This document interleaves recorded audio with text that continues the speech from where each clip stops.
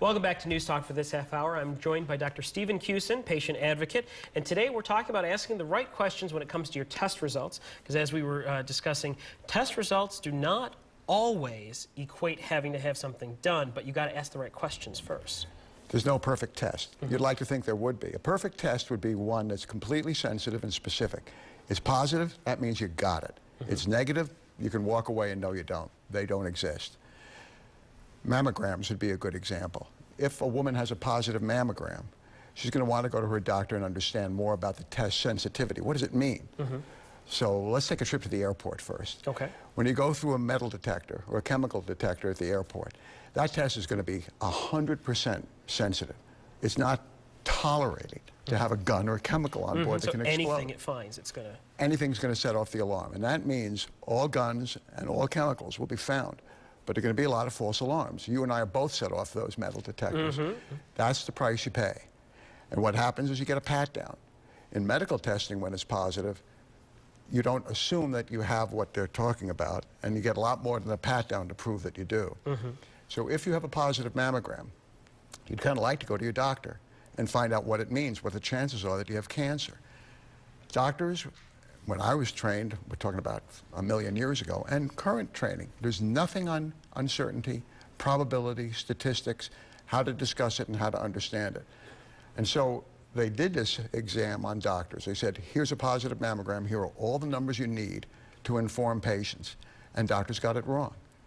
80% overestimated it. And they said, if a woman asked you, most doctors would say the chance of you having cancer with a positive mammogram is like 80 or 90%. And that's pretty spooky, because the true answer is only 1 in 10 of people with mammograms really have cancer, because they make the test very sensitive. They don't want to miss cancers, so just like the airport detector, they're going to have a lot of women get scared. And I know we have a graphic to kind of prove the point of what you were talking about. You say it's like throwing darts, essentially. There's no good test that answers any question definitively. And doctors have a rough time in understanding probability and uncertainty, which is at the heart of medicine. And so when we send people for tests, it's like sending you on a journey. You're on your own. We send you, and you go off on this adventure with hopefully the benefits, but you're going to have to understand the risks that come. Some doctors who don't understand risks very well may send you off too early. Some doctors who don't think much about risk may send you off too late. So people rise and fall in their success in medicine, not so much with the test results, but a doctor's judgment about what tests to do and when to send you for them.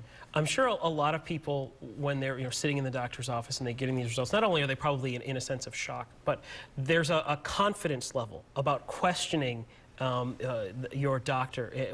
How do you bring yourself, A, to that point to ask questions, and B, know which questions to ask? Sometimes, especially with sensitivity and specificity, you don't have to understand it, but you can relate to it by simply telling the doctor, if there's going to be a risk involved in this test, I'd like to know that there's a chance that, there's a serious chance that I have the problem that you're looking for. So is there a real chance that I have something that's worth a testing? Or if it's a screening exam, where by definition you're at no risk, let's say it's positive, doctor. Let's say I have a positive mammogram. What's the next step? And you may not be willing to think about a biopsy. And you may say, well, no thanks. So you have to understand what the risk of a false alarm is and what kind of confirmatory tests need to be done in order to determine whether or not you really have the problem. Some people are risk averse and don't want to go through that. And let's say you're going to have an examination and there is a risk, we're worried about you. It's not a bad thing to ask the doctor, don't shotgun me. Now the doctor will know what shotgunning means, because it's something we all do. We load up both barrels of the shotgun with a bunch of tests, when we give you both barrels. So you get a bunch of tests, and some of them are going to be positive. And that leads to more testing to see if it's true positive or a false positive. And so you can tell the doctor, I don't want to be shotgunned. Let's do the right tests in sequence, not all at once. I'll understand it may take a delay.